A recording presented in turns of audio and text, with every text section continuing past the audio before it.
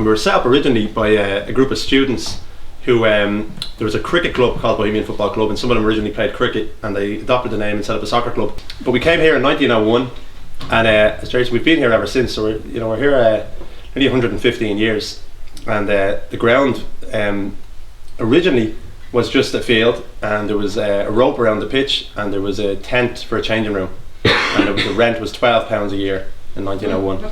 Obviously, we broke away from England in the 1920s, and soccer, being an English game as such, was frowned upon by quite a large percentage of the population. And an Irish president through the 20s and 30s had never gone to a soccer game. It was seen as a taboo and a risky move for a politician.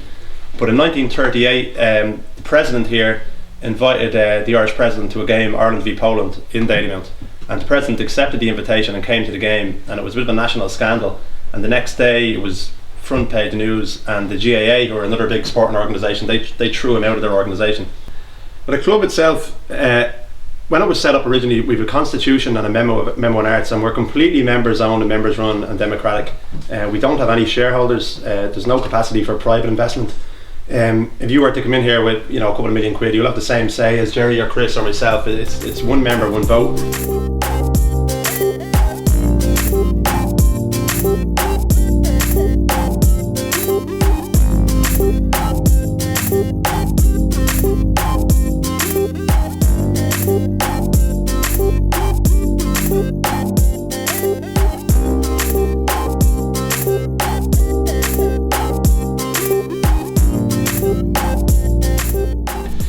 But in the year 2009, we actually lost €2 million in trading, which was the highest loss ever by any Irish, certainly any Republic of Ireland soccer club. It was the biggest loss in the history of the FAI, anybody linked with the FAI.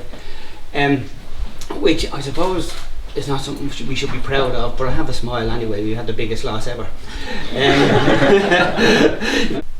The members lent us money so that we could terminate people's contracts, because we had to give lump sum payments to some of the players, and there was all sorts of negotiations, and we had inland revenue to keep happy as well.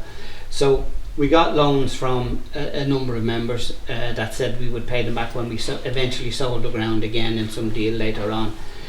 Members who don't have to pay into games paid into games. Season ticket holders who've already paid up front paid into games. Other supporters ran auctions, designed and sold t-shirts. People had fasts, and everybody, the club pulled together as one, I think, to keep us going. So the one really good thing that has come out of the disaster, if you like, of the last 7 or 8 years is we're back where we belong. We're back in the community. We're back with the people that matter. We do a lot of work around the area with schools, with disadvantaged areas. We have a link up with Mountjoy Prison, which is the biggest prison in the country, just across the road.